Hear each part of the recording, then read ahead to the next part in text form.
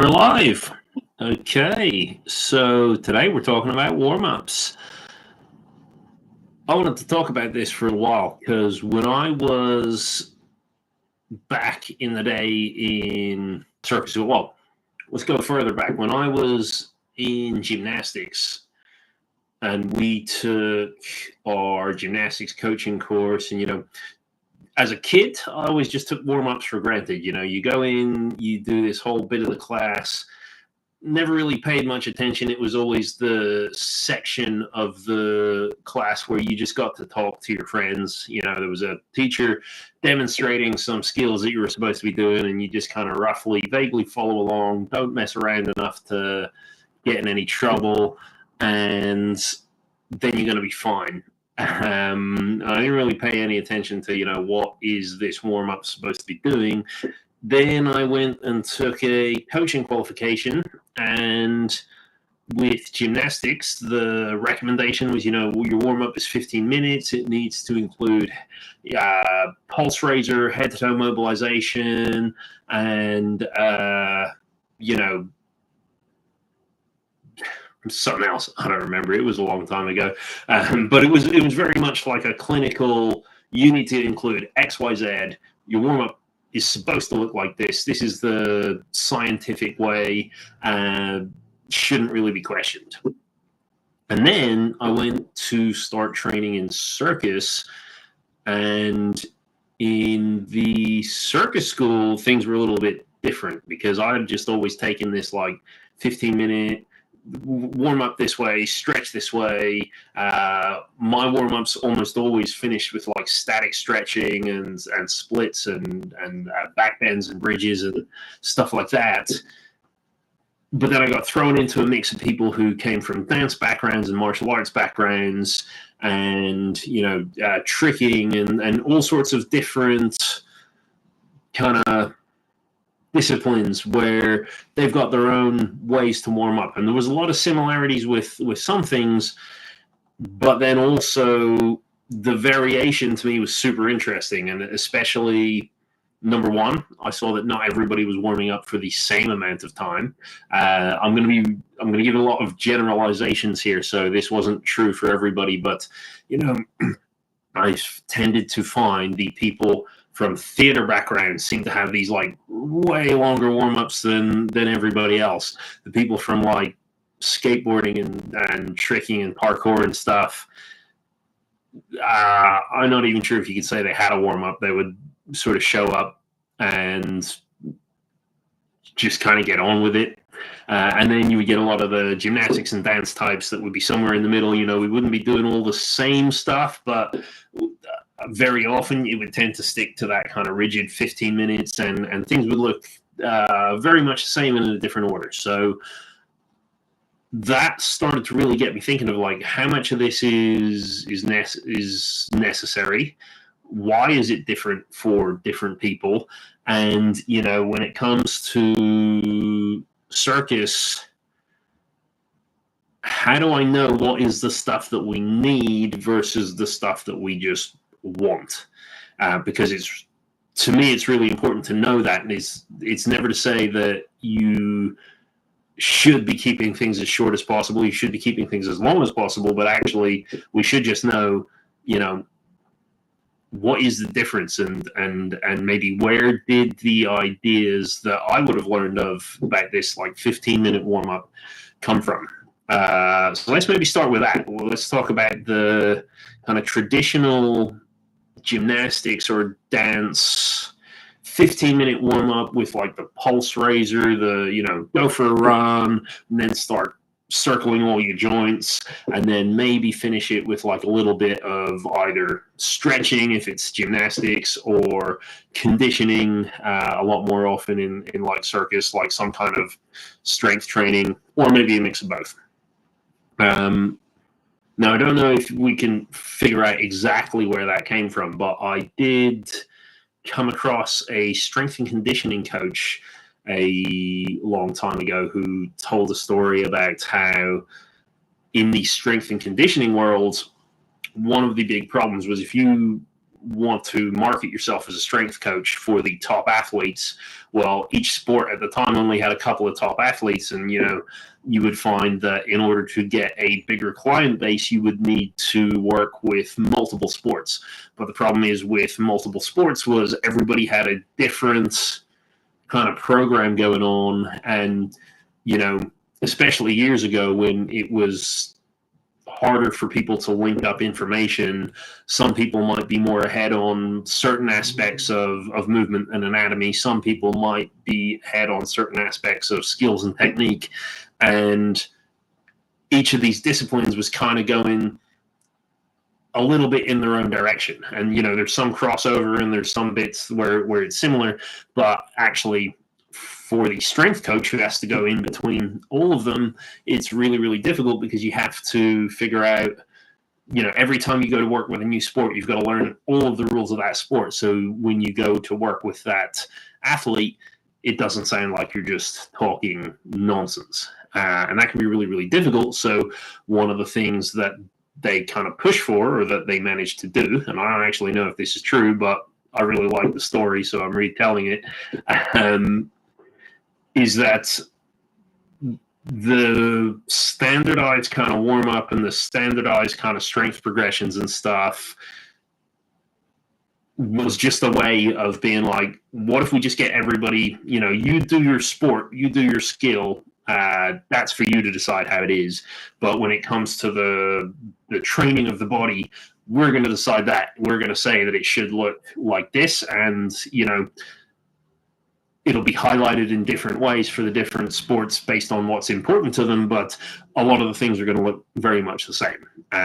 So possibly that is one of the places where the idea of this kind of like 15-minute thing came up.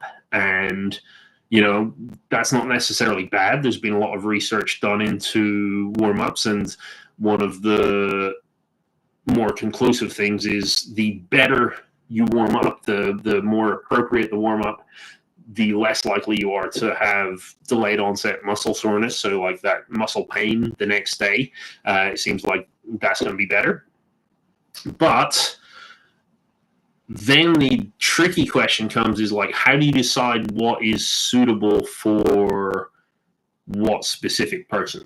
I can run a standard 15-minute warm up, and then actually, when you go on a strength and conditioning coaching qualification, the standard warm-up that they'll kind of give you as an example very often is pretty brutal for a large chunk of the population. Like,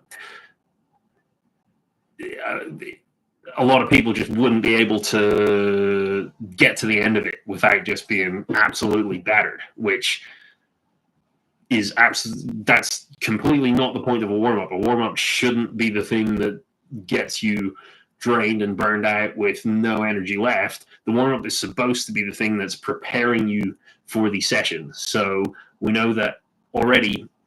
It's safe to say that an out-of-the-box 15-minute warm-up, just standard thing, is not going to be suitable for everybody. And while you might have to tolerate it if you're going into, big group classes and stuff, there's loads of reasons why they're going to want you to get involved with one of those. Insurance is primarily one reason, in that, even if it's not the best thing for you to be doing, if the insurance company will back you up if you say that you did it, just because it's like the checkbox, it shows that the coach was following a bare minimum standard of good practice, then they're going to want you to do it regardless of whether it's actually good for you or bad for you. So that's one potential issue you face with like the kind of group classes and stuff. But what's really interesting is when you see like amateur sport, you see big groups all doing the same warm-ups. When you see elite sport, you very rarely see any two athletes doing the same thing. They're all warming up differently. I actually did a podcast recently with my co-podcaster Gareth, who was talking about how his warm-ups actually tend to only last 5 minutes, tend to change on a weekly basis. So let's talk about like what should a warm up actually, like what does it need to have in it, and why does it need to have it, just so we get clear on like what you actually might want to be including. So a warm up is really supposed to just be the thing that you do that prepares your body so that you're able to do the task at hand in a safe manner. Okay, so if you are coming from like an office job, a desk job, or you just haven't been moving around much, your brain is in a state where it expects to continue not moving around much. And so when you then go to the gym, or when you go to your circus school to do your training, you basically need to get your brain to go from the state of not expecting to do much to expecting to do a lot. And you have to give it enough time to realize once it's expecting to do a lot, it's got to then tell the body, okay, you know what? Your joints need to be better lubricated. We need more blood flow to all of these important areas. And really, your warm-up is just how you accomplish that. How do you get the brain to realize this isn't work anymore? This is circus. This is training. You've got a job to do. So what do you need to do for the body? And realistically, if you were to break down like the bare minimum of what you actually probably need to do for a warm-up, is just a very slight graded exposure to the skill that you're training. So what I mean by that is you probably don't need to do a pulse raiser of running around in a circle if the discipline that you're going to train is an aerial discipline. If you're trying to prepare the body for hanging off of something or being upside down or spinning, what is probably going to be most useful for it is a graded exposure of hanging off of something or hanging upside down or spinning. If you had the means available to you, and you can bring your aerial hoop down nice and low and just kind of like gradually lean into it, come back, lean into it, come back, your heart rate is going to go up slowly over time. Your joints and muscles are going to be mobilized in the way that you actually physically want them to. So, as I start leaning back into the hoop, my shoulder's going to be pulled in the direction that it's probably going to be pulled when I'm doing the work all the way up in the air. And so that technically should do the same job as, doing your shoulder circles or doing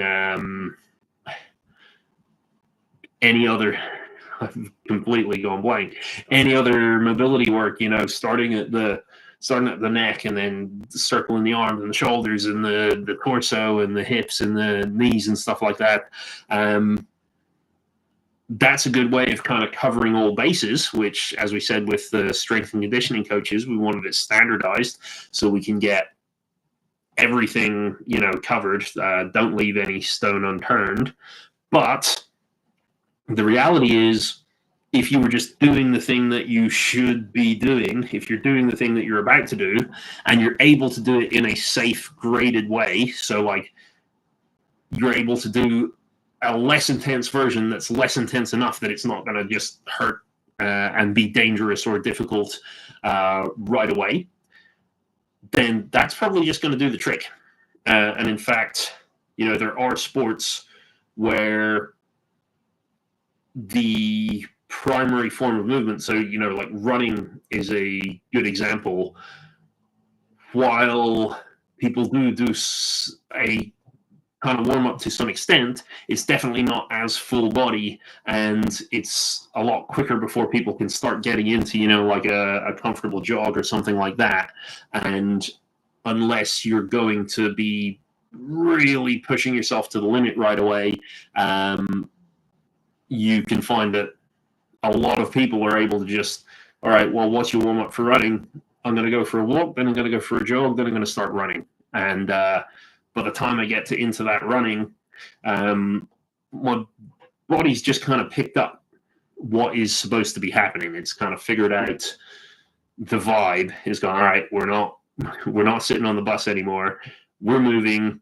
And, you know, as you get into that kind of light jogging, your ankles are all getting moved around, your knees are getting kind of bashed around, all the different forces are flying through all the different areas, you know, and then suddenly the next stage is just, all right, well, once I've been doing that for long enough for my brain to be ready, I can just let loose and go for it. So that, when it comes to the bare minimum of warm up, really that is sufficient. You want to do the thing that you are supposed to be doing at in a light enough fashion that your brain can just be like, okay, cool, let me just make sure everything feels good. Think about like the cartoons of, you know, somebody wants to jump over a wall and then they kind of do a run up check. Okay, I feel good, right, let's go for it.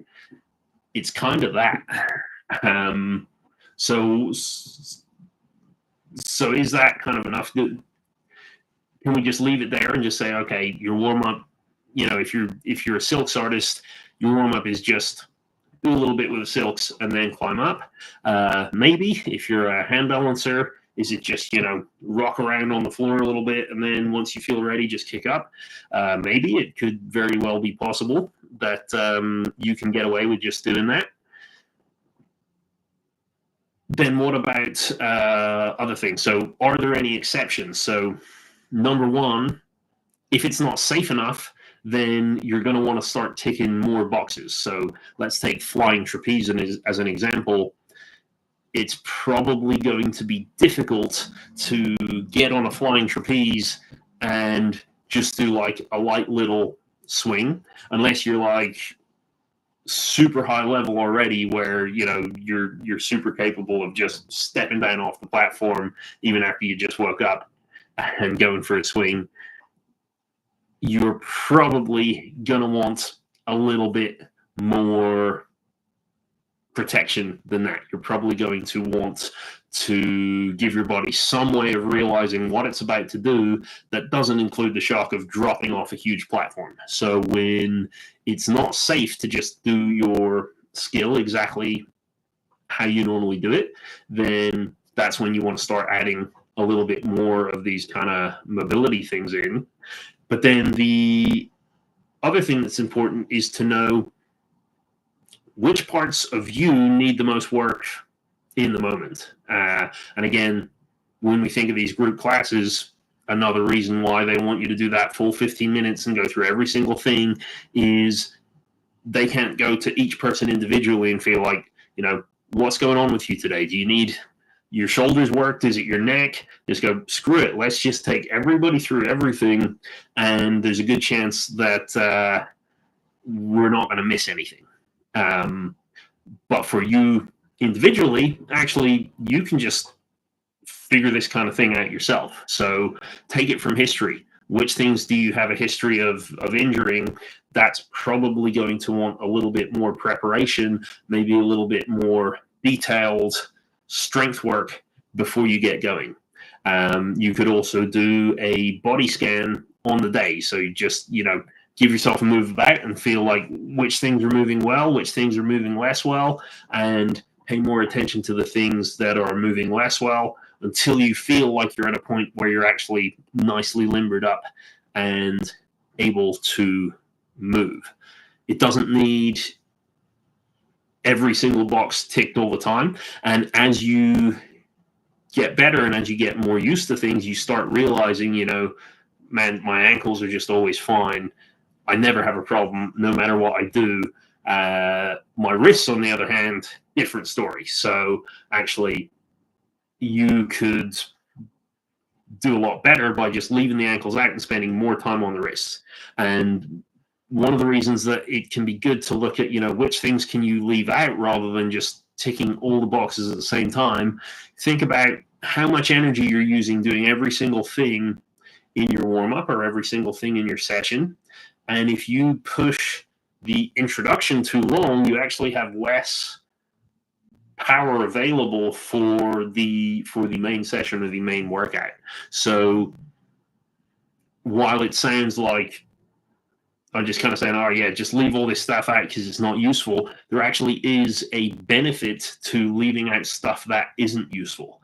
All of the top athletes, the Olympians especially that I've worked with, anytime we talk about warm-ups, they do not want to be doing any exercise that isn't there for a specific reason. And the specific reason isn't we want to just make you ready. The specific reason is if you don't do this, you're going to be worse at performing that skill.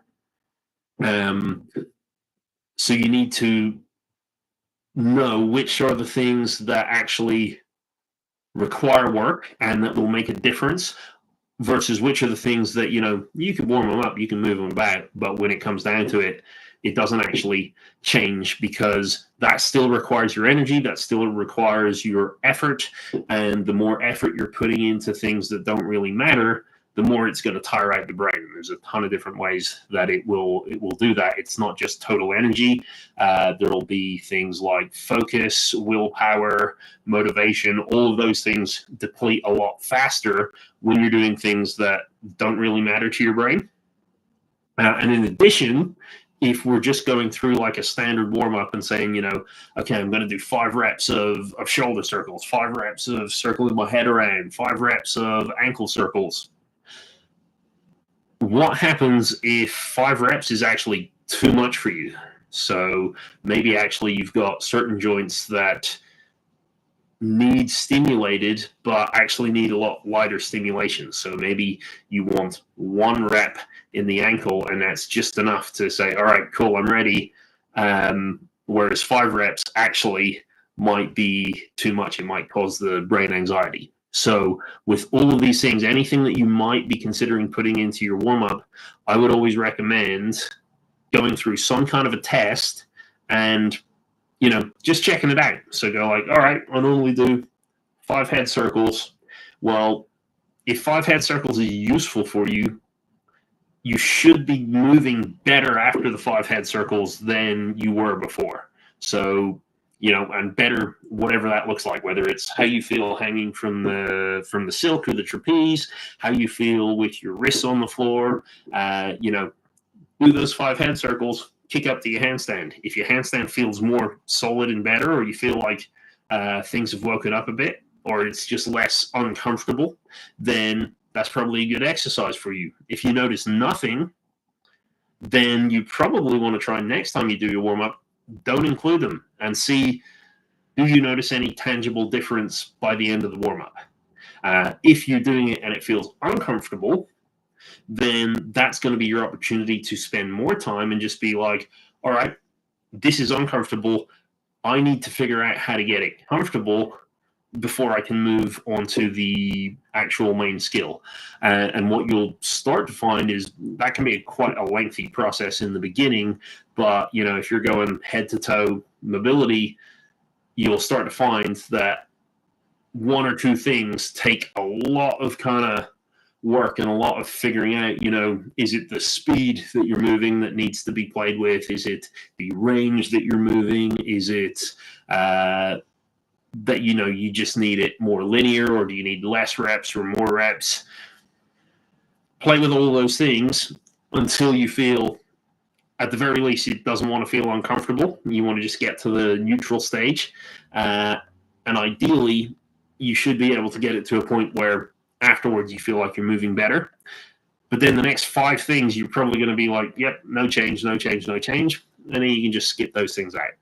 So by the end of it, you've got a kind of bespoke list of warm-up drills that, might just be like a list of 5 things, and you do those before your warm-up. Then you go into your graded exposure, do the skill that you're actually there to do in a lightly trained way. And then you're basically good to go. And it doesn't need to go graded all the way on like a hill. There's a lot of research into, power output and things where, you get people lifting weights and you lift super lightweight, and then you lift the next one up, and then the next one up, and then the next one up, all the way up to your heaviest. Or Do you just do the super lightweight a couple of times and then just go to your heaviest? And it seems the jump is the better approach and option. So it really is just getting your brain acquainted and familiar with the stuff that you're trying to do, and then once it's ready, break out the kind of good stuff. And most people, when they do their training, they'll start with some fundamental stuff anyway. So if you did miss anything, you're more likely, it's likely that you're going to cover it in that as well.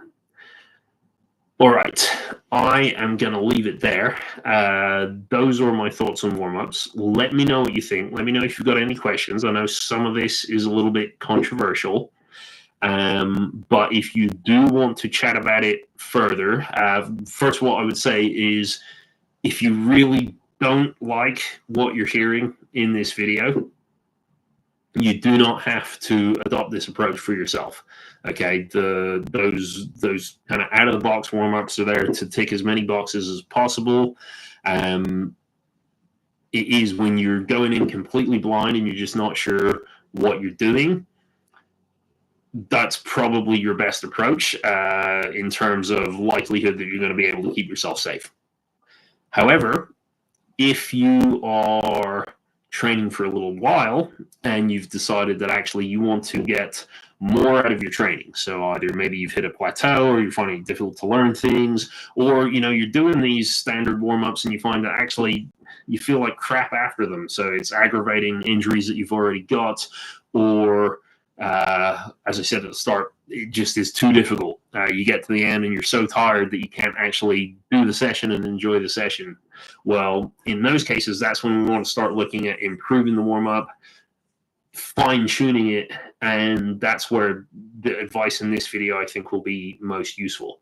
If you're in that camp and you want to discuss it further, at the moment, while I'm able to, I'm offering a free consultation to anyone interested. So all you have to do, go onto my Instagram. It's the same name as the YouTube channel, and you can find my link tree. If it's not there, just send me a DM and we can set up a free call. It's 30 minutes long. We can talk through basically any issues that you're facing, potential solutions, stuff that you can look at by yourself. So it's not talking about stuff that you can pay me for. It's I'm going to point you in the directions that I think you can go for free.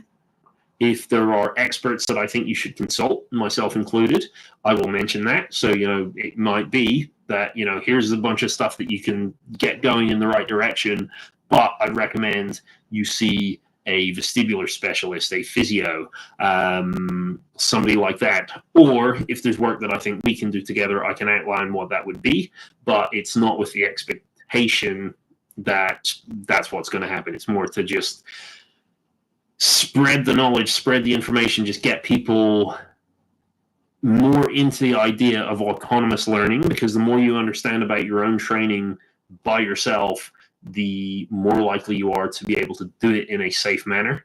And I really feel the more people we can get becoming a lot more autonomous about their training, we're just going to see cooler stuff happening. We're going to see more efficient training, better training. We're going to see probably not fewer injuries. We'll talk about why that is on another video, but we'll definitely get better management of injuries.